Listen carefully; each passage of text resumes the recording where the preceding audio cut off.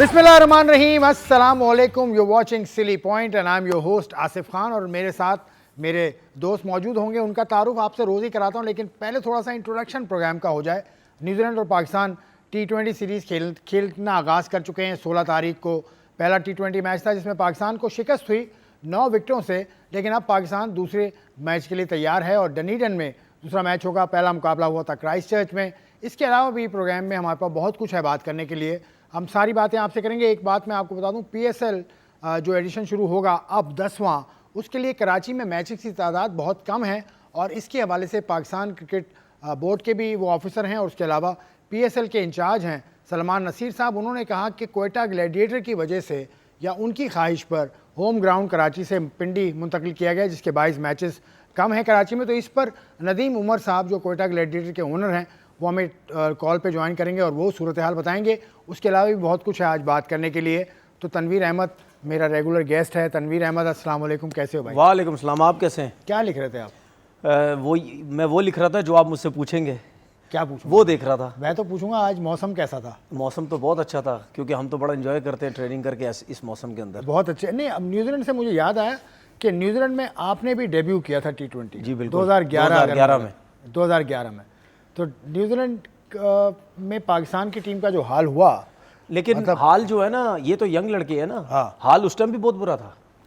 हमेशा से ही बुरा। 6 ODI थे और आई थिंक 3 या 4 T20 थे। बहुत मार, 3 T20 थे शायद। तो बहुत मार पड़ी थी वहाँ, बहुत ही बुरे हालात थे। हर किसी की मार लग रही थी, चाहे उसमें शोएब अख्तर हैं, चाहे उसमें सुहेल तनवीर थे, चाहे उसमें उमर गुल थे, वहाब रियाज थे। आई थिंक सबकी खुली डुली मार लग रही थी, जिसकी वजह तनवीर अहमद भी थे। जिसकी वजह, हाँ, हम तो उसमें ना पानी पिला रहे थे ना। हम तो तो मार तो लगी थी ना। आपने भी तो बॉलिंग की 6 के 6 वनडे में, नहीं 6 के 6 वनडे की बात कर रहा हूँ। कोई नहीं खेला था, मार ही मार लग रही थी, लेकिन मौका बिल्कुल नहीं मिल रहा था। उसके बाद आगे T20 थे, उसमें भी ठीक ठाक खुली मार लग रही थी, उसमें भी मौका नहीं मिल रहा था। फिर एक ऐसा मौका आया, किसी ने मुझे, नाम नहीं लूंगा, किसी ने मुझे ऐसे ही बोला, खेल रहा है। तो कप्तान होंगे ना आपके? उसके अलावा भी थे। शाहिद अफरीदी कप्तान थे। उसके अलावा भी थे। उसके कप्तान कौन थे? शाहिद अफरीदी। मैं कह रहा हूँ, मैं नाम नहीं ले रहा। उसके शाहिद अफरीदी कप्तान थे। हाँ, लेकिन ये किसी और ने किया। खेल रहा मैंने, अच्छा चलिए खेल रहा। कोच नहीं, वो प्लेयर में से भाई किसी ने तो कहा। ये तो अच्छी बात है, इसमें नाम लेने में क्या यार, प्लेयर में से ना भाई, यहाँ नाम लूंगा बुरा लग जाता है सबको भाई। नहीं, समझा करे ना। कहा कि तैयार हैं आप, ये तो अच्छी बात है। नहीं, नाम लेते बुरा लग जाता है लोगों को भाई। आपको मुतवज्जो करने के लिए उसने बोला कि जो भी इशारा दिया उन्होंने, मसला ये है। तो मिसबा ने कहा था, किसने कहा था नाम लेने में क्या? जिसने भी कहा था। नहीं, तो उसके बाद आगे नहीं जाएगी। उसके बाद जो है, यहीं पर पहले उसके बाद जो है, मैं T20 का मैच खेला, उसमें अल्लाह ने इज्जत रखी। तो इसका क्रेडिट उसको जाता है जिसने आपको 3 ओवर में 13 रन दिए और 1 आउट किया। मतलब क्रेडिट आप उसी को देंगे जिसने कहा था? देखिए, उसको दूंगा या जिसको भी दूंगा, लेकिन हालात ऐसे थे कि शायद मजबूरी में खिलाना पड़ गया। लेकिन ये जो मजबूरी में खिलाना, जाहिर सी बात है, इतनी मार लग रही थी। वो छतों पे जा रहे थे, गप्टल के छक्के और मकलम के और पता नहीं किस किस के। अच्छा चलो, अब ये जो पाकिस्तान की टीम खेली है, इसमें जो अच्छी चीज़ जो मुझे नज़र आई, पाकिस्तान के तमाम ही लड़के नए हैं सिवाय शाहीन अफरीदी को छोड़ के। जो 2024 में खेली है टीम, 2024 में अब जो 25 में खेल रही है, उसमें सिवाय शाहीन अफरीदी और हारिस रऊफ़ के 15 के 15, 13 के 13 लड़के नए हैं। तो ये इनको क्रेडिट तो देना होगा। किसको देना क्रेडिट? मतलब इनको एकदम से पहले मैच के बाद आप कुछ ना कहें, इतना ज़्यादा हार्श ना हो, खेलने दें। नए बच्चे हैं, हसन नवाज है, समद है। देखिए बात पता है, देखिए बात पता क्या है, बात ये है, मैं फिर वही बात बोलूँगा, पहले ही बोलता आ रहा हूँ। देखिए, इन लड़कों का कसूर नहीं है। जिस तरह आप भी मुझे बार बार बोलते हो ना, यार आप प्लेयर्स की बात क्यों करते हैं, प्लेयर्स की बात क्यों करते हैं। मैं हमेशा उन प्लेयर्स की बात करता हूँ जो एक्सपीरियंस प्लेयर्स हैं, जिन्होंने डोमेस्टिक खेली, आते हैं पाकिस्तान टीम में, परफॉर्म नहीं करते। या वो लड़के जो बार बार जिनको लाया जाता है परफॉर्म नहीं करते, मैं उनकी बात करता हूँ कि ये किया सब कुछ हो रहा है, सिफारिशें चल रही हैं या कोई उनको खिला रहा है, क्या चक्कर है, क्या वजह है। लेकिन ये जो लड़के हैं, इनकी अगर आप डोमेस्टिक की परफॉर्मेंसेस देखें, हसन नवाज ने कितनी क्रिकेट खेली है, अब्दुल समद ने कितनी क्रिकेट खेली है, जांदाद ने कितनी क्रिकेट खेली है, इन लोगों ने कितनी क्रिकेट खेली, आप स्टैट्स तो देखें जाके। नहीं, T20 में खिलाने का मकसद तो ठीक है, और होता है ना। नहीं, वो मैं बात नहीं कर रहा। T20 खिलाने का मकसद कुछ और होता है, लेकिन T20 खिलाने का मकसद ये भी नहीं होता कि अगर किसी की परफॉर्मेंस नहीं है, आप एकदम से उन लड़कों को लेके आ जाओ। देखो, ये जिन लड़कों की मैंने बात की है ना, ये पता है किस तरह लड़के सिलेक्ट हुए यार। 2 छक्के मार दिए, 3 छक्के मार दिए, क्या टैलेंट है इस पे। अब्दुल समीद की मैं अगर बात करूं, एक 50 नहीं है, 17-18 T20 जो डोमेस्टिक खेला हुआ है। वो चैंपियंस कप से आया था, वनडे कप। ठीक है ना, तो बात ये है। उसके बाद हसन नवाज को भी देख लो, कोई इतनी इंप्रेसिव परफॉर्मेंस नहीं। जांदाद को देख लो, पीएसएल में 2 छक्के मारे, 1 आध आउट किया, भाई बहुत बड़ा टैलेंट मिल गया। ऐसे नहीं होता है, और इन लड़कों का कसूर नहीं है। मैं फिर और लोगों से सुनता हूँ कि न्यूजीलैंड इनको भेज दिया है, इस वजह से जान के यंग टीम बनाई है कि ये कुछ नहीं करेंगे, बाबर आजम आ जाएगा वापस, रिजवान आ जाएगा वापस। भाई मैं तो कहता हूँ इनको और हल्की टीम के अगेंस्ट भी खिला दे इनको, जितने साल खिलाना है। 2 साल बाबर को बाहर रखो, रिजवान को 2 साल बाहर रखो, मैं भी देख लूंगा कितना बड़ा टैलेंट है पाकिस्तान के पास। इंटरनेशनल क्रिकेट खेलना मजाक नहीं है। अगर बाबर ने परफॉर्म किया, रिजवान ने परफॉर्म किया, फ़खर ने परफॉर्म किया, या और लड़कों ने अगर अपनी तीनों फॉर्मेट में एक परफॉर्मेंसेस दी नहीं है एक टाइम पे, तो उनकी डोमेस्टिक क्रिकेट, आप बाबर को देखो डोमेस्टिक क्रिकेट खेलता था भाई, रिजवान को देखो डोमेस्टिक क्रिकेट खेलता था, फ़खर डोमेस्टिक क्रिकेट इतना अरसा खेला, जिसकी वजह से आपको हर चीज़ की समझ होती है। और इन जिन 2-3 लड़कों का मैंने नाम लिया है, इनके कोई पीएसएल में भी, चलो ठीक है मानता हूँ, पीएसएल में भी कोई एक्स्ट्राऑर्डिनरी परफॉर्मेंस दी हुई होती ना, तो मानता यार टफ क्रिकेट है, मतलब अपना जो डोमेस्टिक T20 से ज़्यादा तगड़ी क्रिकेट है ना, चलो यार वहाँ परफॉर्म किया है, बड़ा ज़बरदस्त टैलेंट है। लेकिन अब ये सारा मैं चीज़ें मैं सिलेक्शन कमेटी पे डालूंगा कि उन्हीं ने इनको सिलेक्ट किया है। एक पैनिक बटन दबा कि जी ये हर साल ऐसे ही होता है, हर दफ़ा ऐसे ही होता है, 2 साल बाद T20 के, 4 साल बाद वनडे इवेंट के, ऐसे ही होता है। अच्छा, अब तनवीर इसको थोड़ा सा पॉजिटिवली अगर देखें, इसके बाद पीएसएल ने आना है, ये 5 मैचेस के बाद पीएसएल, उसके बाद इवेंट्स, उसके बाद अगले साल है T20 का वर्ल्ड कप, तो उसके हवाले से टीम तैयार करने की कोशिश की जा रही है। देखिए ऐसे टीम तैयार नहीं होती जिस तरह हमारे लोग टीम तैयार करने की कोशिश करते हैं। कभी आपने किसी और टीम को देखा है कि मतलब यानी उठा के एकदम से T20 नई टीम कर दें? मैं फिर इंडिया की मिसाल दूंगा, सूर्या कुमार यादव को डायरेक्ट T20 का कप्तान बना दिया क्या? संजू सैमसन का क्या डायरेक्ट ले आए? तिलक वर्मा को क्या डायरेक्ट ले आए? ये सब वनडे क्रिकेट नहीं खेले हुए, ये सब आईपीएल में इन्होंने परफॉर्मेंसेस ठीक ठाक नहीं दी हुई। ठीक ठाक परफॉर्मेंसेस दिए तो आए हैं ना, एकदम से उन्होंने वहाँ परफॉर्मेंसेस दी, फिर इनको वनडे क्रिकेट खिलाते रहे। वहाँ से जब इनको ये पता चला कि अब हमारी 2-3 टीमें बन सकती हैं, तो उन्होंने T20 की टीम सेपरेट कर दी बिल्कुल। लेकिन ये वनडे क्रिकेट खेले हुए सब लड़के, जिसकी वजह से फिर वो T20, आपको याद होगा मैंने लास्ट शो में बात की थी कि जब भी आप किसी लड़के को सिलेक्ट करते हैं, 4 डे क्रिकेट से सिलेक्ट करें, उसको टेस्ट में लाएं, टेस्ट से वनडे, वनडे से T20।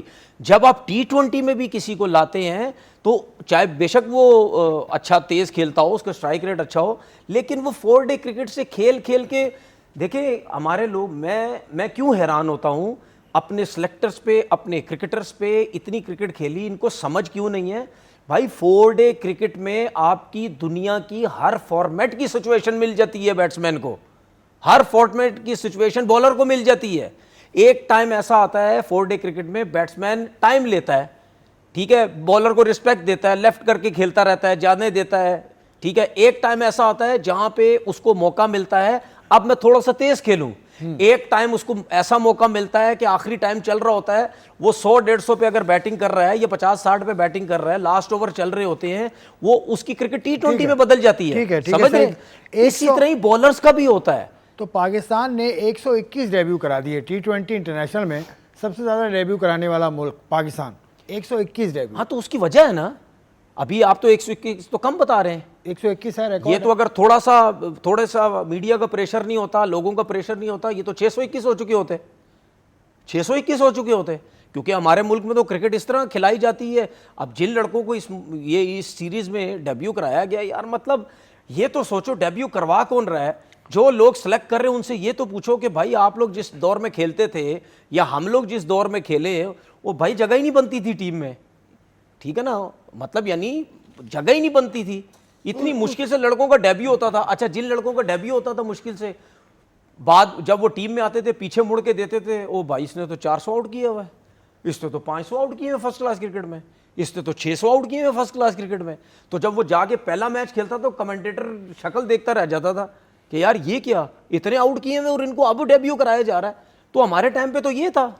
मैं आपको सही बता रहा हूँ, आजकल के दौर में अगर हम लोग होते ना, तो यकीन करें, हम तो, मुझे लगता है तो फिर किसी को तो हमारी तरफ देखने की जरूरत ही नहीं पड़नी थी, हम तो ऐसे ठक ठक डेब्यू कर लेते। उस वक्त की जो टीम थी पाकिस्तान की, वो तो जो आपके वक्त की जो टीम थी, तो फिर वो तो बहुत स्ट्रांग। मैं यही तो कह रहा हूँ, उससे पहले भी चले जाएं, सर 90s की जो टीम थी, जो फास्ट बॉलर्स हैं, वसीम, वकार, शुएब, जाहिद, समी। देखिए ये तो वसीम अकरम, वकार, शोएब अख्तर, इन लोगों की बात कर रहे हो। क्या शोएब अख्तर जिस टाइम पे खेले, ठीक है, उस टाइम के फास्ट बॉलर नहीं थे डोमेस्टिक क्रिकेटर? सारे ही थे ना हम लोग, और कौन थे?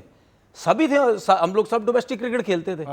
लेकिन जिस टाइम वो लोग खेलते थे उतने ही तगड़े फास्ट बॉलर डोमेस्टिक क्रिकेट में भी होते थे, उनको मौका नहीं मिलता था क्योंकि वो परफॉर्म कर रहे होते थे ऊपर। अच्छा जी, ओपनिंग पे अगर आ जाए, सीधी सी देखो, बात सीधी ये है, टीम बनाने का सही तरीका ये होता है, सीनियर और जूनियर के साथ कॉम्बिनेशन बनता है, सीनियर जूनियर का कॉम्बिनेशन बनता है, तब जाके आपकी टीम बनती है। अगर आप ये समझते हैं कि बाबर आजम और रिजवान T20 से हटा देंगे, ये आपकी भूल है। ये मैं आज कह के जा रहा हूं, भूल है आपकी। ये आएंगे वापस दोनों टीम के अंदर। क्यों? क्योंकि इनकी जो T20 की परफॉर्मेंसेज हैं, उन्होंने एक परफॉर्म किया हुआ T20 से। आप उनकी परफॉर्मेंसेज तो देखें। उसके बाद मानता हूं बाबर आजम की फॉर्म आउट ऑफ फॉर्म चल रहा है, रिजवान की तो आउट ऑफ फॉर्म तो नहीं थी ना। रिजवान कैसे टीम से बाहर हो गया? और ये रिजवान तो वो है जो आप कहते थे T20 का कप्तान भी है, व्हाइट बॉल क्रिकेट का कप्तान बना दो। आपने एक इवेंट से टीम बाहर हुई, आपने उसको T20 से भी हटा दिया।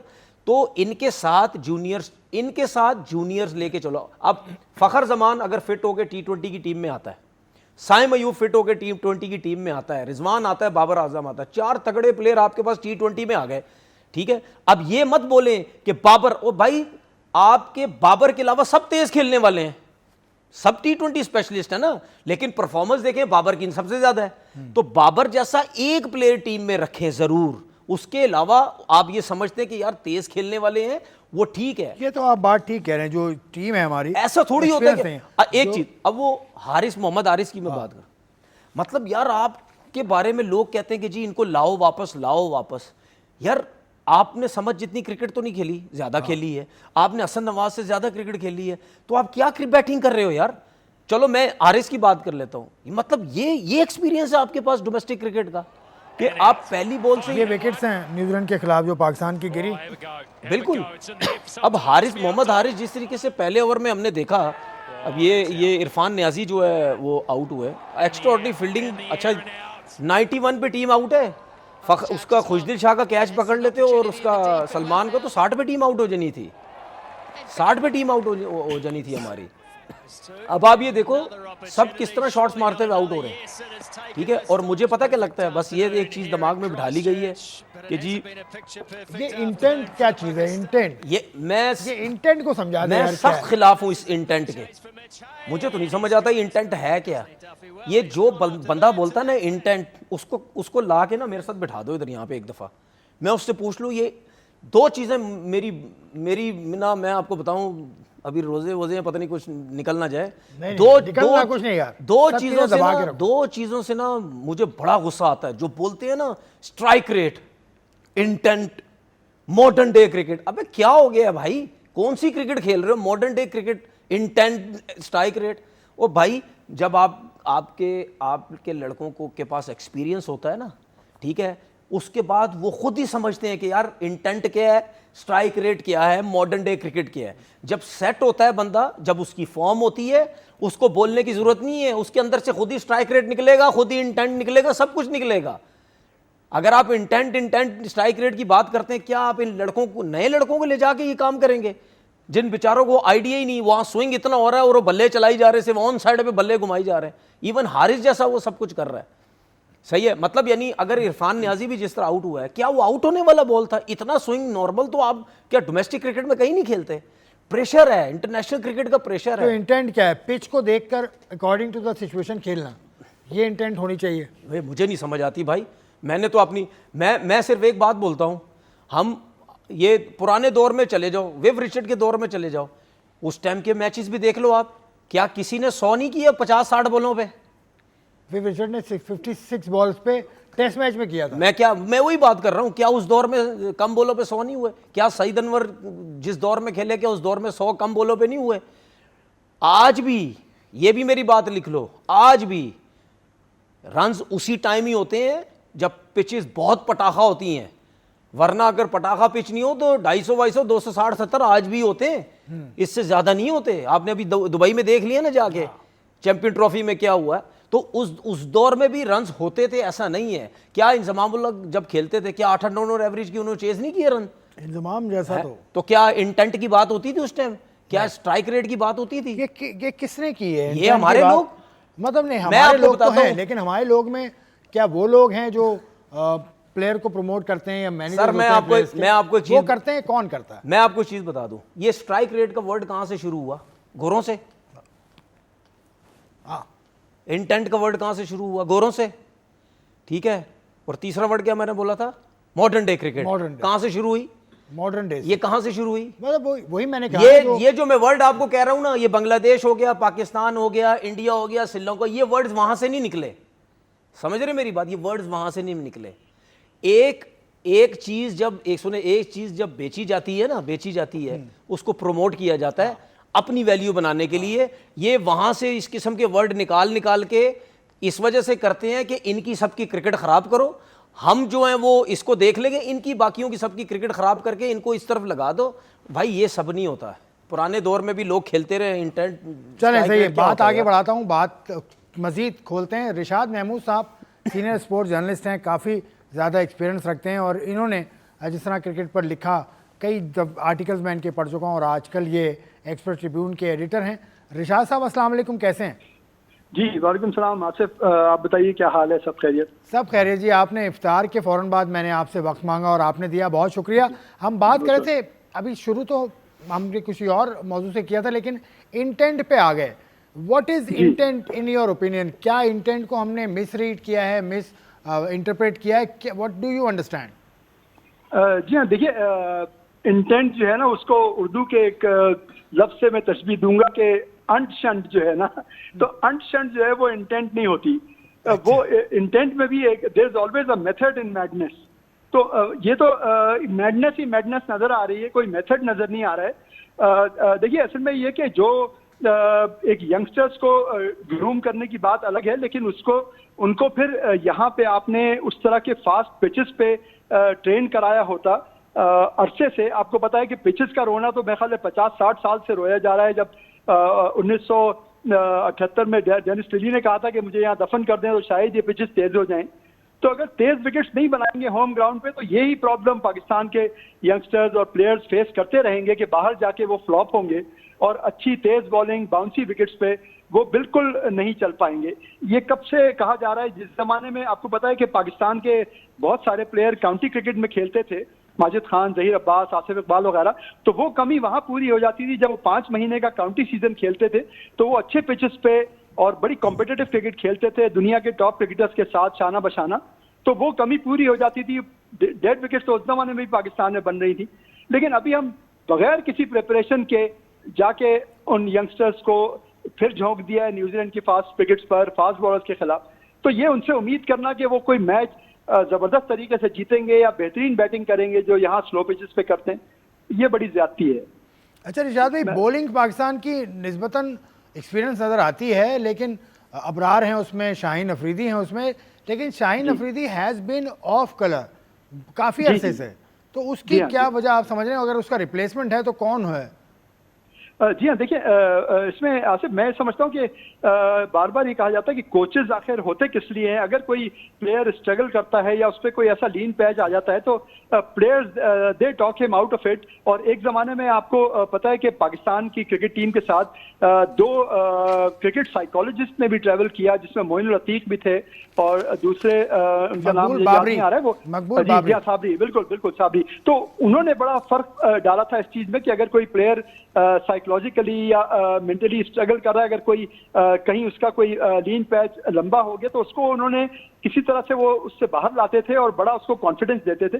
तो ये चीज़ें एक बिल्कुल यकसर तौर पे ख़त्म नज़र आ रही हैं, बल्कि शाहीन अफरीदी बहुत अरसे से ऑफ कलर नज़र आ रहे हैं। और अभी शायद आपको पता हो कि पाकिस्तान क्रिकेट बोर्ड के 2-3 एनालिस्ट ने जो रिपोर्ट दी है उसमें उन्होंने लिखा है कि मुसलसल शाहीन अफरीदी जो है वो एक डिफाइंड मूड में हैं और डिफाई कर रहे हैं और इंस्ट्रक्शन मानते नहीं है टीम के। तो ये अगर मेंटल एक फेज शाहीन अफरीदी का चल भी रहा है, तो कम से कम ये कि कोचेज या कोई ऐसे क्रिकेट साइकोलॉजिस्ट हों जो उनसे बात करें। वो बहरहाल एक टैलेंटेड बॉलर हैं जिनका पहले अच्छा करियर रहा है, तो ये बिल्कुल जिसे कहते हैं कि समझ में आने वाली बात नहीं है कि इतने अरसे तक उनका लीन पैच चल रहा है। ठीक है शाद भाई, ये भी बताइएगा कि एक एक्सपीरियंस लेग स्पिनर हमने शादाब की सूरत में स्क्वाड में रखा, टीम में भी थे वो, उनका अभी जो फर्स्ट क्लास सीज़न उन्होंने खेला है, गनी ग्लास की जानिब से वो खेल रहे थे और मैंने उन्हें 2-3 मरतबा देखा, वो मुझे कोई इतने इंप्रेसिव नज़र नहीं आए। क्या उसका टीम में आना आप समझते हैं कि वही चीज़ चल गई, क्या इसको रख लें बिकॉज ऑफ एक्सपीरियंस और रीसेंट फॉर्म को उसकी नज़रअंदाज किया? आपकी रीडिंग क्या है?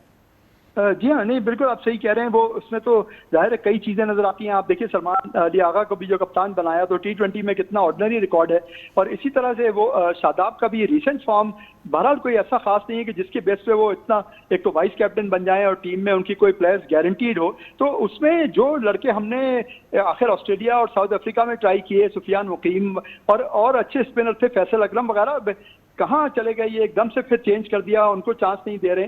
तो ये इतनी जल्दी जल्दी एक इनकंसिस्टेंट पॉलिसीज, आज इंजमाम उल हक साहब ने भी ये बयान दिया है कि इतनी इनकंसिस्टेंट पॉलिसी जल्दी जल्दी चेंजेस होंगे तो क्या होगा, उसका नतीजा वही हो रहा है। और एक आखिरी जुमला मैं कह दूं कि उसमें मुझे आरिफ अब्बासी साहब का जुमला बहुत याद आता है कि जो 27 साल से एडहॉकिज्म है पाकिस्तान क्रिकेट बोर्ड में, जिसमें हैंड पिक्ड लोग पाकिस्तान क्रिकेट बोर्ड के हेड बना दिए जाते हैं, तो वो क्रिकेट को नहीं जानते लेकिन बस उनको एक पोजीशन मिल जाती है, उस चीज से भी क्रिकेट की काफी तबाही हुई है। चलें, लास्ट क्वेश्चन, बाबर आजम और रिजवान को इस T20 सीरीज से बाहर कर दिया गया। ये तनवीर साहब का कहना है कि बाबर आजम कम अज़ कम और रिजवान भी, क्योंकि नए लड़के हैं, सारे इस टीम में नए हैं, तो कोई 2 एक्सपीरियंस प्लेयर्स बाबर और रिजवान की सूरत में इनके ख्याल में होना चाहिए।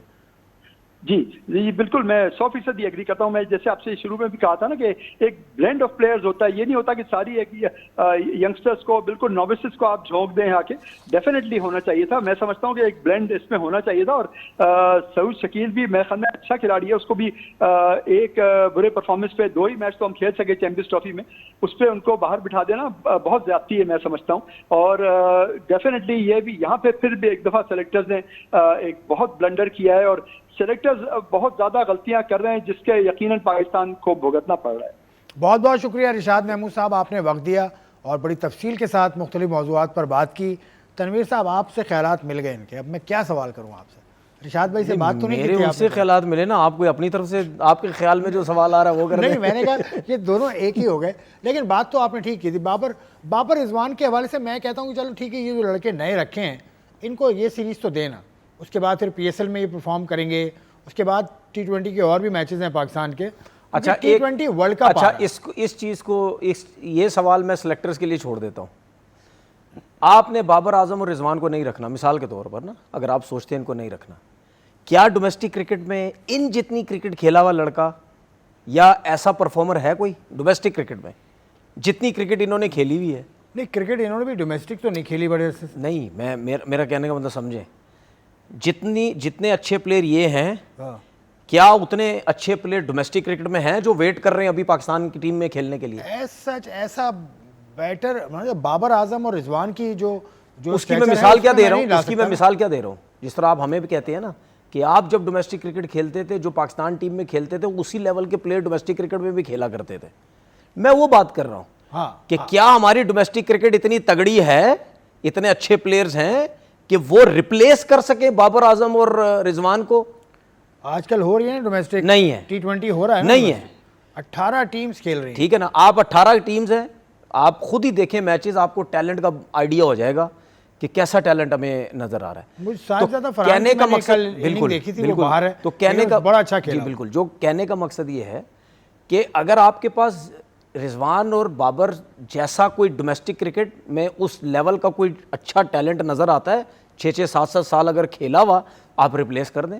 वरना उनको हटा के आप बिल्कुल एक यंग टीम खिला के उसको कोई फ़ायदा नहीं। आपको याद होगा, मैं कितनी दफ़ा बोल चुका हूँ, यही लोग जो रिजवान और बाबर के ख़िलाफ़ है ना, यही कल मैच जो हारी है ना टीम, इनके यूट्यूब चैनल सबके उठा के देख लो, इनको टीवी पे बैठे हुए देख लो, इनके अपने मुंह से ही बातें निकली हैं कि यही वापस ना आ जाए, कहीं यही वापस ना आ जाए। भाई मैं जो बोल रहा हूँ या और जो लोग बोल रहे हैं, जो इनको सपोर्ट कर रहे हैं बाबर रिजवान को, किसी रीज़न की वजह से कर रहे हैं। नहीं है अभी टैलेंट उस तरह का नहीं है कि आप एकदम से अपने सीधे, मैं कह रहा हूँ आपके पास इस टाइम नया टैलेंट, जो एक्स्ट्राऑर्डिनरी टैलेंट, साइम अयूब से बड़ा टैलेंट कोई नहीं आपकी डोमेस्टिक क्रिकेट के अंदर। साइम अयूब के हवाले से बता दूं, कल 18 तारीख है, साइम अयूब का कल एग्जामिनेशन है, उनका मेडिकल एग्जामिनेशन है कल, तो कल ये पता चलेगा कि उनका आगे क्या होगा। और अगर ये अपडेट हम आपको कल देंगे। और अगर मैं अपने क्रिकेटर्स को बोलूँ ना कि आप जाओ डोमेस्टिक क्रिकेट में जाके T20 के मैचेस देखो, कोई भी देखें। पहले ये होता था जब आप जाते थे ना डोमेस्टिक क्रिकेट में या मैचेस हम खेलते थे, एकदम किसी टीम से फास्ट बॉलर आता था, वो नज़र आता था, उस पर आँख टिक जाती थी कि यार भाई तेज़ है, क्या रनअप है, क्या जान है। वो एक फील आती थी यार ये लड़का शायद लंबी क्रिकेट खेल जाए।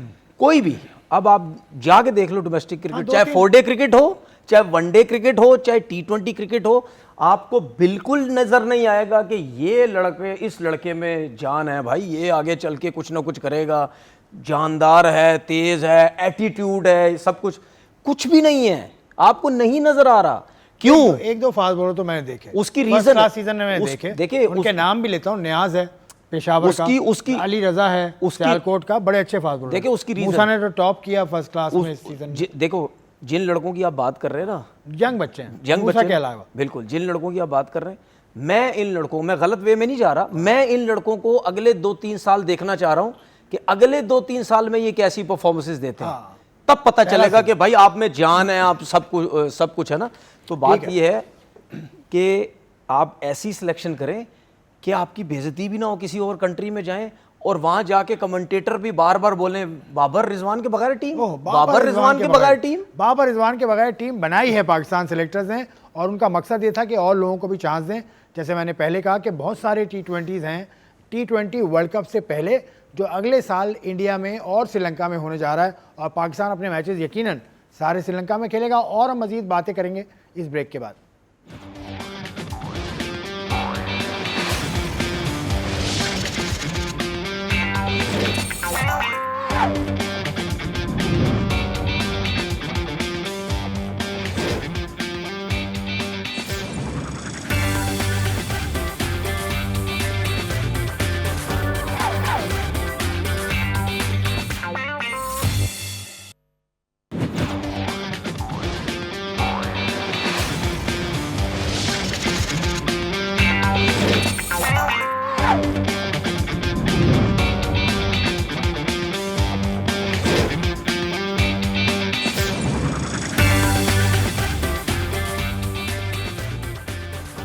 Welcome back to silly point. बात हो रही थी T20 की, जो टीम बनी है उसकी जो तैयारी होती है वो ग्राउंड से होती है या डोमेस्टिक सिस्टम से होती है। डोमेस्टिक इस वक्त एक टूर्नामेंट नेशनल T20 चल रहा है फैसलाबाद में, और साथ साथ दूसरे शहर में भी चल रहा है। उसमें 18 टीम्स हैं मुख्तलिफ रीजन्स की, 16 रीजन्स की 18 टीम्स शरीक हैं। उसमें बहुत सारे प्लेयर्स हैं जिन पर बात भी हुई, और तनवीर ने यहाँ से एक बात उठाई थी कि शोएब मलिक क्यों खेल रहे हैं। मेंटोर भी हैं वो, उसके अलावा सीनियर प्लेयर भी हैं, रिटायर हो चुके हैं इंटरनेशनली, लेकिन वो अभी भी खेल रहे हैं। तो शोएब मलिक पे आप अभी भी इतराज़ है, लेकिन शोएब के साथ और भी लड़के हैं जो तकरीबन 40 के हैं। देखिए ये समझे, अगर मैं किसी बंदे का नाम लेके बात करता हूँ ना, तो इसका मतलब ये नहीं होती कि मेरी उससे दुश्मनी है।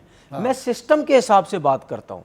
जब मैं सिस्टम के हिसाब से बात करता हूँ और मेरी नज़र में वो बंदा उस सिस्टम में गलत आया हुआ है, तो मैं उसका नाम लेके बात करता हूं। भाईजान माजरत के साथ सिस्टम शोएब मलिक ने तो नहीं बनाया। तो मैं यही तो कह रहा हूं। और एक बात बता दूं, 365 दिन का वो मेंटोर नहीं है। पाकिस्तान क्रिकेट बोर्ड से उनका जो मुआहदा है वो तकरीबन 240 रोज का है। देखें, तो बाकी जो 100-125 दिन बचते हैं उसमें शोएब मलिक बात सुने, किसी का मुआहदा 400 दिन का हो, किसी का बोर्ड से मुआहदा 600 दिन का हो, किसी का 2 दिन का हो। मैं सिर्फ ये बात करता हूं कि अगर किसी की एज ज़्यादा हो गई है, ठीक है, और अगर उसकी पाकिस्तान टीम में सिलेक्शन नहीं बनती, एज क्या हो गई, कोई चलो मेरी नज़र में चले जी आप T20 35 साल तक खेलने, 36 साल तक खेलने डोमेस्टिक क्रिकेट। अगर सिलेक्टर समझते हैं कि अब इसकी सिलेक्शन नहीं होती तो 35-36 तक खेले, बस ख़त्म, उसके बाद छोड़ शोएब मलिक को ना करें ना, फिर बाकी 2-3 प्लेयर्स और भी। मैं और प्लेयर्स की बात कर रहे हैं आप, कराची में मुझे तो नहीं, कराची की टीम में 2 नहीं, आप अगर सिस्टम की बात कर रहे हैं ना, तो इस टूर्नामेंट में तो मैंने ये भी सुना एज लिमिट ही नहीं है। एज लिमिट नहीं है, बिल्कुल सही सुना। अब मुझे एक बात बताएं, बिल्कुल सही सुना है, there is no age limit. मुझे एक बात बताएं, ये क्या टूर्नामेंट है जिसमें एज लिमिट नहीं है? मतलब मैं 47 का हो गया, मैं भी खेल लूं जाके, एज लिमिट अगर नहीं है, आप खेलने, मैं एक बात कर रहा हूं ना। लेकिन ये देखें, एक तरफ हम कहते हैं कि जी T20 क्रिकेट में यंग लेग्स आने चाहिए, नए लड़के आने चाहिए, सही है, उनको ज्यादा खिलाओ, उनको ज्यादा एक्सपीरियंस दो T20 क्रिकेट का। और एक तरफ हमें इस टूर्नामेंट में ये नजर आता है कोई 40 का खेल रहा है, कोई 39 का खेल रहा है, कोई पता नहीं 42 का खेल रहा है, कोई 35 से ज्यादा का है। तो ये क्या है फिर? ठीक है, अगर वो लड़के खेलना चाहते हैं आप उनको 4 डे क्रिकेट, आप क्रिकेट बोर्ड से मुखातिब हैं? जी बिल्कुल, डोमेस्टिक डिपार्टमेंट जी से आप बिल्कुल मुखातिब बिल्कुल हैं। बिल्कुल 4 डे क्रिकेट खिलाएं उन लड़कों को। अगर जिन लड़कों की एज हो गई आप उनको 4 डे क्रिकेट की तरफ ले जाएं, अगर वो खेलना चाहते हैं। चले 1 डे क्रिकेट की तरफ आप ले जाएं अगर वो खेलना चाहते हैं। वहां फिर भी इतनी फास्ट वो नहीं होती। T20 में तो आप बहुत फास्ट क्रिकेट होती है, उसमें तो आपको फ्रेश लेग्स चाहिए, नए लड़के चाहिए। तो अगर आप इस सिस्टम में आप ये बनाएं कि नहीं जी एक एज लिमिट T20 क्रिकेट की होनी चाहिए, तो फिर समझ आती है ना। ऐसा तो नहीं है ना कोई आके खेल जाए। पाकिस्तान क्रिकेट बोर्ड इसका जवाब और शोएब मलिक की मैं बात इस वजह से बार बार करता हूं कि वो मेंटोर भी है। मेंटोर आप एक दफा 100-125 दिन उसके पास खाली हैं। तो 125 दिन 365 दिन का मेंटोर वो नहीं है। चलो जो भी, क्या खेलने फिर खेलना भी नहीं चाहिए ना आपको। नहीं, उसमें जो सबसे ज्यादा तनकीद हो रही है, जो एजान उवैस है जिसने अभी फर्स्ट क्लास में 1400 रन किए हैं, वो सियालकोट की मेन टीम में नहीं है, मेन स्क्वाड में नहीं है, वो सियालकोट की रिजर्व में है और शोएब मलिक खेल रहे हैं। लेकिन शोएब मलिक या सियालकोट की टीम से मेरी बात हुई थी तो उनका कहना है कि शोएब मलिक का जो आइडिया है वो ये कि एजान उवैस इज़ वेरी यंग, 20 साल का है, तो उसको T20 में ना डालें। वो फर्स्ट क्लास का सीजन खेल कर आया है, उसको T20 में वो हक में नहीं है। उसकी मैं रीज़न देता हूँ। मैं उसके हक में हूँ T20। ये नहीं कि अब मैं शोएब मलिक जो कह रहा है कि मैं उसके अगेंस्ट जा रहा हूँ, नहीं, मैं उसके हक में इस वजह से हूँ। अगर मैं ये समझता हूँ कि वो T20 भी बहुत अच्छा खेल सकता है और अभी 20 साल का है सिर्फ, तो आप डालो उसको ग्राउंड के अंदर। उसके बाद उसके आसपास के जो लोग हैं, जो उसके कोचिज हैं, जो उसके साथ रहते हैं, वो उसको मेंटली कितना खराब करते हैं, ये अब उसके ऊपर है। आप उसको डालो T20 में। देखें आजकल के दौर में समझने की कोशिश करें, ये वो पुराना दौर नहीं है। आजकल के दौर में आपको 4 डे क्रिकेट में भी अपनी गेम को कुछ इस तरह बदलना है कि एक फील हो कि यार ये लड़का फंस के नहीं खेलता, ये तेज खेलता है, ये वनडे में भी आ सकता है, ये T20 में भी आ सकता है। हमने ऐसे लड़कों को नीचे से ही ऐसे रेडी करना है। चलो अभी तो सीजन खेलेगा, ठीक है, नीचे तो से हमने ऐसे लड़के को रेडी करना है। अगर वो T20 में आ सकता है और आप समझते हैं कि नहीं यार इसने 4 डे में रन्स तो किए लेकिन T20 का भी टैलेंट है, आप उसको डालें। लेकिन उसको मेंटली खराब करने वाले लोग ना हो, छड़ दे 4 डे क्रिकेट, छड़ 1400 रन कितने थे की हो गया, T20 तो अन्नी चंगा खेडे हैं, उस तरफ तो ध्यान दे दे। अच्छा, इस किस्म के लोग फिर ऐसे प्लेयरों को खराब करते हैं। एक बच्चा है शामिल हुसैन, इस्लामाबाद की टीम में खेलता है, उसकी एज भी तकरीबन इसके बराबर है, लेकिन वो एक्सपीरियंस है। उसने ए टीम से भी खेला, ए टीम से नहीं, अंडर 19 टीम से भी खेला है। श्रीलंका की टीम आई थी कराची, उसके साथ वो लंबे फॉर्मेट भी खेला है। तो वो ग्रूम हो, मतलब ऑलमोस्ट एक्सपीरियंस उसका ज़्यादा है, तो वो खेला। उसके अलावा शायद इस टूर्नामेंट का रूल भी है कि एक यंग बच्चा खिलाना है ज़रूरी। इसको मैं चेक कर लूँगा, लेकिन किसी ने मुझे बताया ये। देखिए जो भी है, नीचे से हमारा जो सिस्टम है नीचे का, वो यही है कि आपने लड़कों को किस तरह मतलब मैनेज करना है, किस तरह लड़कों को क्रिकेट खिलानी है। अगर ये समझते हैं कि तीनों फॉर्मेट खेल के वो लड़का खिलाएं सबको तीनों फॉर्मेट, लेकिन दिमाग में सबके ये बिठाएं कि नहीं 4 डे क्रिकेट आपकी सबसे पहले चॉइस है। 4 डे क्रिकेट आप 4 डे क्रिकेट में ध्यान रखें आप सबसे पहले, ठीक है। या आप ये एक चीज़ बना दें कि हम उसी लड़के को ऊपर लेके आएंगे जिसकी 4 डे क्रिकेट की अच्छी परफॉर्मेंस होगी। 4 डे क्रिकेट की परफॉर्मेंस, फिर टेस्ट मैचेस के जो नंबर होते हैं हमारे, 6 टेस्ट खेल रहे हैं आप साल में, कभी आप 4 टेस्ट खेल रहे हैं साल में, तो 4 डे क्रिकेट का जो टॉप है वो तो 5 दिन का खेल है टेस्ट मैचेस, वो आपके पास इतने ज़्यादा नहीं है। देखिए यही तो सोच गलत है लोगों की।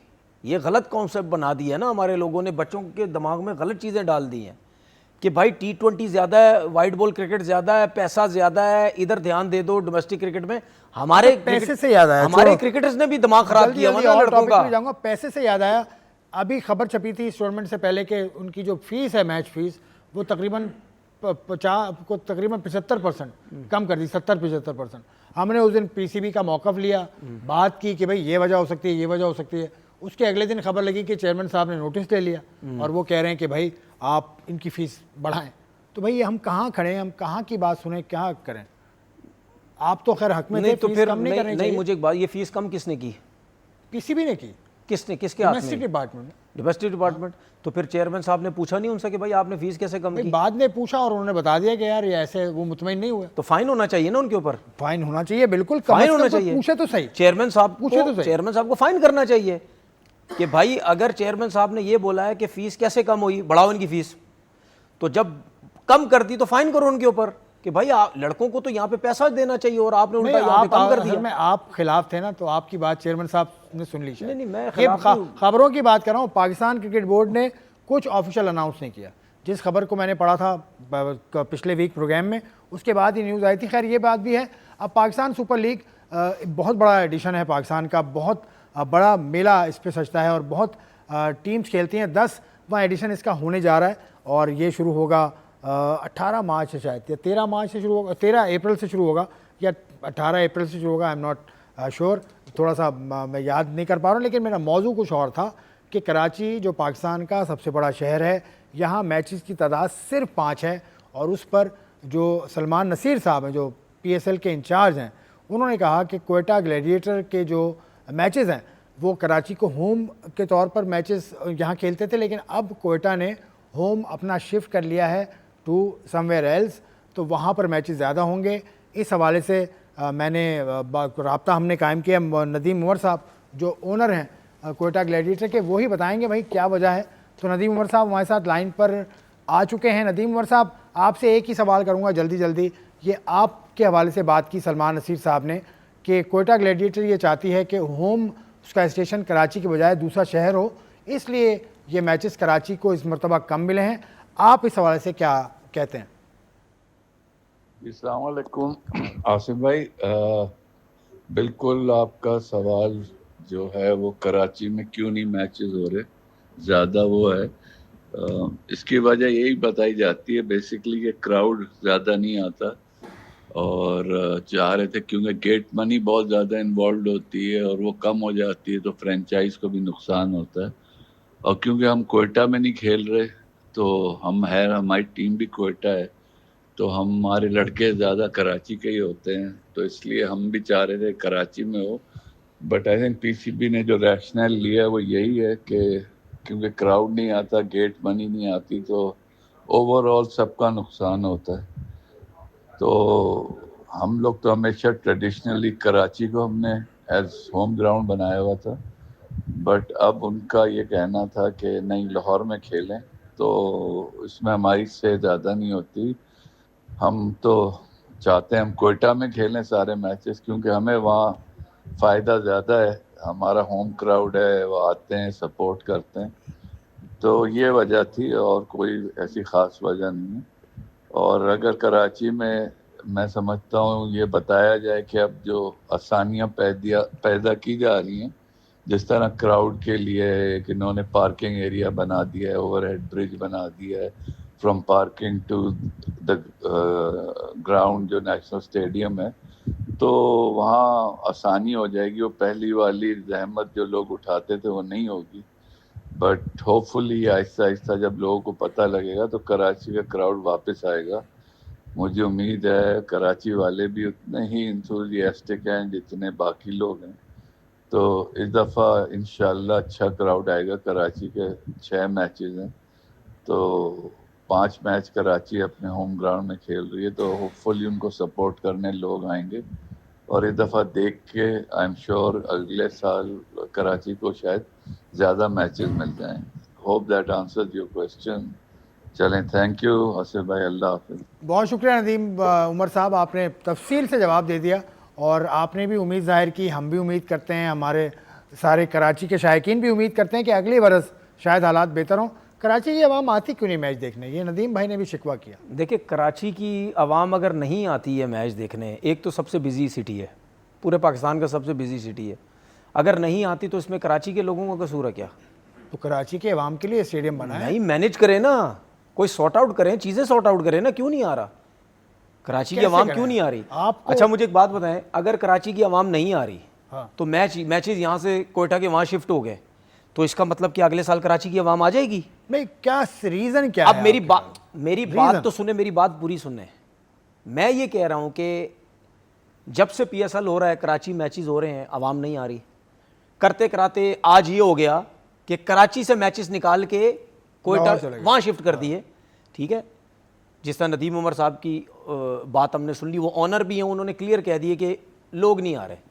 तो मेरा तो सबसे सवाल ये है ना कि आज यहाँ शिफ्ट हो गए, अगली दफ़ा क्या करेंगे? कोई मैच नहीं होगा, अगली दफ़ा कोई मैच नहीं होगा, क्योंकि अगर सारे फ्रेंचाइजीज दूसरे शहरों में खेल लेती है जाके और वहाँ गेट मनी भी बन जाती है, पैसा भी बन जाता है, ऑनर्स के पास पैसा भी आ जाता है, तो क्या वो अगले साल सोचेंगे कि कराची में मैच कराएं? नहीं सोचेंगे, मुझे नहीं लगता बिजनेस के ठीक है, हिसाब से अगर बिजनेस सोचें, के यार तो क्या आपके ख्याल में नहीं तो क्या ये करना दुनिया होगा? के जितने भी ऑनर्स हैं फ्रेंचाइजीज के, तो ये जो इतना पैसा लगाते हैं वो आवाम वाम को थोड़ी देखना है, वो बिजनेस देखना है भाई। जहां से उसको बिजनेस मिलेगा वहां जाएगा। क्या आपके ख्याल में तो क्या क्या एक रास्ता हो सकता एक रास्ता ये हो सकता है, आप रोड्स जिस तरीके से ब्लॉक होते हैं उसको खोलें जरा। मैंने कितनी दफा सुना है लोगों से, है? इस दफा तो नहीं हुए। कौन जाएगा? नहीं, ये सन स्क्वायर से जो रोड आता है खुला हुआ था यार, इस दफा तो आसानी थी। ट्रैफिक जैम होता है और ठीक ठाक किस्म का तो जैम क्या होता है। करें, कराची बड़ा शहर तो है, करके देखें ना, कुछ क्या करें, करें, क्या ओपन कर दें हर चीज, रोड वोड सब ओपन करें, फिर उसके बाद देखें। मैं बात रोड ओपन करने से नहीं होता ना मसला, सिक्योरिटी भी तो देखनी है। नहीं, कुछ तो हल निकालना पड़ेगा ना आपको, कुछ कहीं तो और हल निकालना पड़ेगा। स्टेडियम कहीं और ले जाएं। नहीं, कराची। स्टेडियम तो वो तो पहली बात है, वो तो आप कोशिश करेंगे अगर शहर से बाहर कहीं निकल के जा सकता है स्टेडियम, वो आप ले जाएं, लेकिन कहीं ना कहीं हल लोगों के लिए कुछ ना कुछ ग्राउंड के अंदर कुछ सिस्टम बनाए। पानी तक लोगों को प्रॉब्लम हो जाती है, खाना नहीं ले जाया जाता, कुछ भी नहीं लेके जाया जाता, तो भाई अब कैसे होगा? ये तो आप समझते हैं ना कि सबसे ज्यादा जनरेट यहीं से होता है, ठीक है ना, हर चीज यहीं से चलती है, तो फिर जाहिर पता लोग बिजी हैं। तो आपके ख्याल में सहूलतें आवाम को देना जरूरी है जाहिर और सी जरा बात है। उनका रास्ता आसान हो। देखें, एक बात समझने की कोशिश करें, मैं पहले भी कह चुका हूँ, पिंडी में मैच होगा ना, उसके आसपास शहर नज़दीक हैं, वहाँ से भी लोग आ जाते हैं।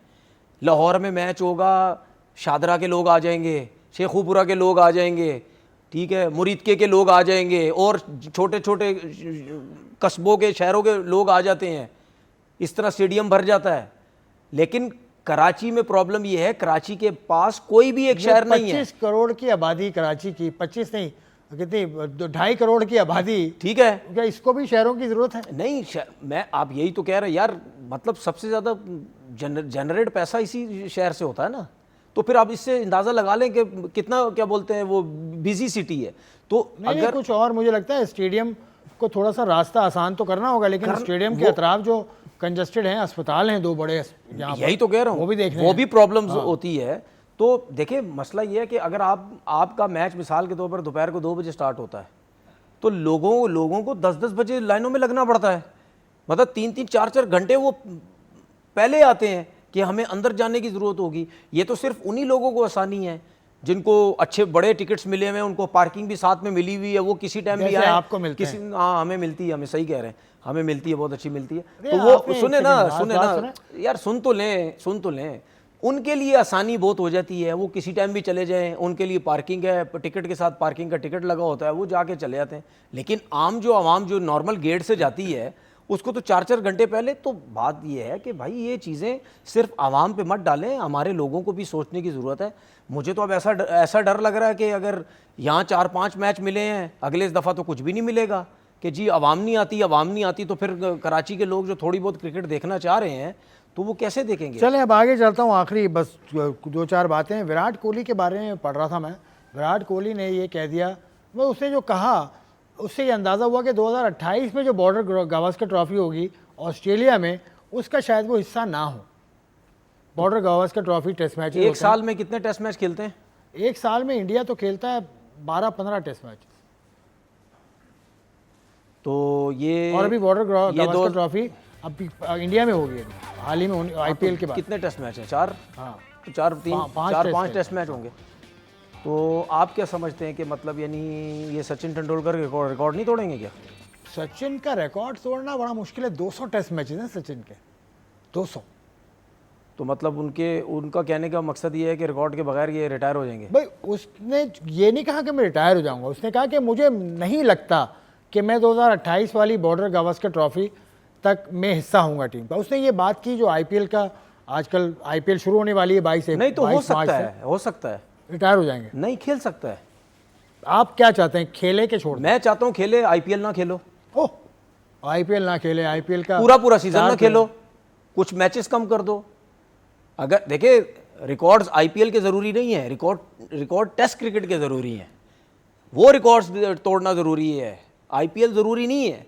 आईपीएल आप ना खेलो सारे मैचेस, आप पूरा पसीना निकलता है, सारे मैचेस वो खेलता है, सही है, उस शॉर्ट कर दो, मैचेस कम कर दो, इसी तरह करके अगले अगले साल। वैसे भी वो लीग्स तो खेलते ही नहीं है कहीं, इंडियंस तो कहीं लीगें खेलते ही नहीं है, तो आईपीएल कम कर दो, आप ना सारे मैचेस खेलो। आप एक फोकस, जितना वो फोकस है क्रिकेट में और जिस लेवल पे वो गया, वो आराम से कह सकता है सेलेक्टर्स को, बोर्ड को, कि मैं ये रिकॉर्ड तोड़ना चाहता हूँ, मैं टेस्ट क्रिकेट लंबी खेलना चाहता हूँ, मैं जाना चाहता हूँ 28 अभी तक। तो उसने, आज ही मैं पढ़ रहा था, उसने अभी तो बोर्ड के साथ थोड़ा सा उसने पंगा ले लिया एक तरह से।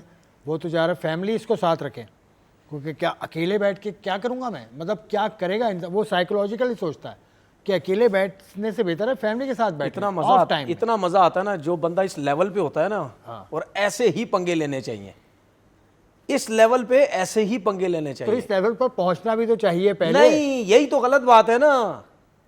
एक तो बंदा ऐसा हो या ऐसा बंदा हो जिसका एटीट्यूड ही ऐसा हो, समझ आई, वो लेता है फिर पंगे ऐसे लोगों से।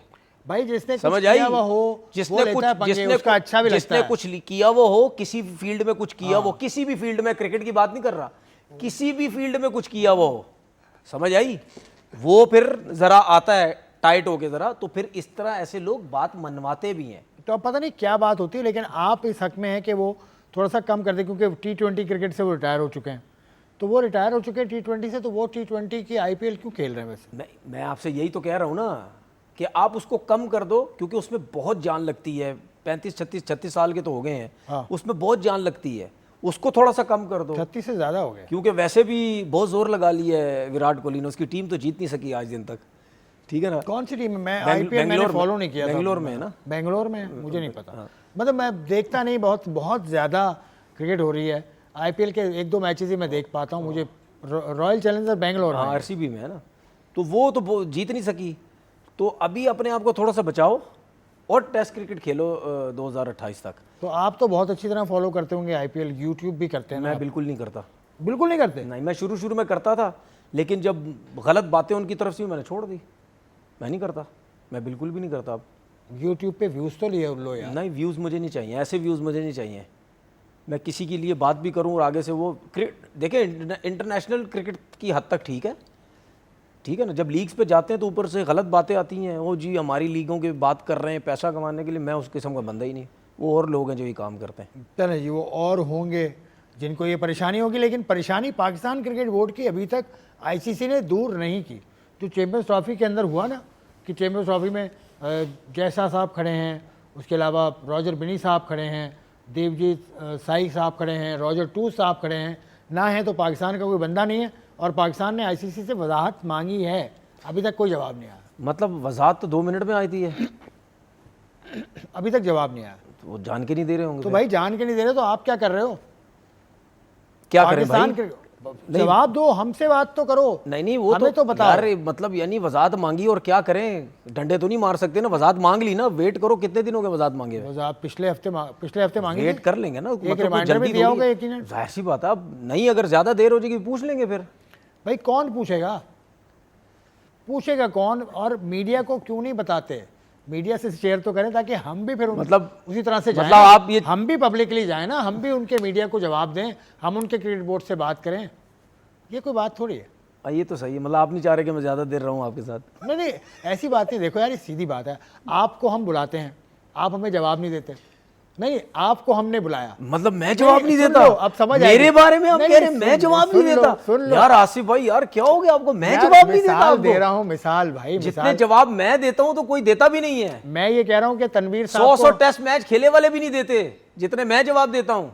हालांकि उनको जवाब देने चाहिए, आप जिन्होंने 80 टेस्ट मैच खेले, जिन्होंने 100 टेस्ट मैच 100 खेले, जिन्होंने 100 टेस्ट मैच खेले, जिन्होंने 70-75 खेले, वो भी नहीं देते जितने मैं देता हूँ। आपके जवाबों से सवालात खड़े हो जाते हैं। यही तो बात है बड़े ना। सवाल। तो मैं ये क्वालिटी होती है कि तनवीर साहब को हमने फोन किया, वो हमें जवाब अच्छा, नहीं दे मेरी कोई और नाम लेना, कुछ और नाम चलो XYZ को ये बोले तजम्मुल साहब को हमने फोन किया, उन्होंने कहा मैं बताता हूँ आपको। उसके बाद वो बताइए अजमल नहीं ये हमारे दरमियान का किस्सा है, इसको अलग रखें। लेकिन मैं कह रहा हूँ कि मतलब मजाक भी नहीं कर सकते क्या? PCB ने पूछा है ICC से, तो ICC बोल दे कि भाई हम बता देंगे आपको। अब चैंपियंस ट्रॉफी खत्म हुए, 9 मार्च को खत्म हुई थी चैंपियंस ट्रॉफी। आज क्या है, हम बैठे हैं 17 मार्च हो गई आज, 17, तो तकरीबन 10 रोज हो गए। तो 10 रोज में आपको जवाब नहीं दे रहा, या तो आप हमें नहीं बता रहे। लेकिन पाकिस्तान क्रिकेट बोर्ड को, पाकिस्तान के मीडिया को इन्वॉल्व करना देखिए चाहिए। ये जो बात आपने सवाल मेरे से कर रहे हैं ना, ये टॉपिक है आपका, ये आप इनसाइड स्टोरी निकाले ना। नहीं, मैंने इससे पहले तो हमने दी थी ना स्टोरी, ये इससे तो पहले तो हमने बात करके स्टोरी दी थी। ये क्रिकेट की अभी स्टोरी नहीं है, आपकी स्टोरी है। इस प्रोग्राम के बाद हम खत्म करते हैं प्रोग्राम, उसके बाद मैं फिर बात करता हूं और मैं कहता हूं कि भाई हमें वो बात बताएं जो हम आगे टो करें। हम ये ऐसी बात नहीं कि आज हमने कह दिया कि इसलिए लड़कों के पैसे कम किए थे कि पाकिस्तान क्रिकेट बोर्ड उन्हें बहुत ज़्यादा क्रिकेट दे रहा है, लेकिन अगले ही रोज़ वो मामला ख़त्म हो गया। तो ये ऐसा भी ना हो, चाहिए भाई।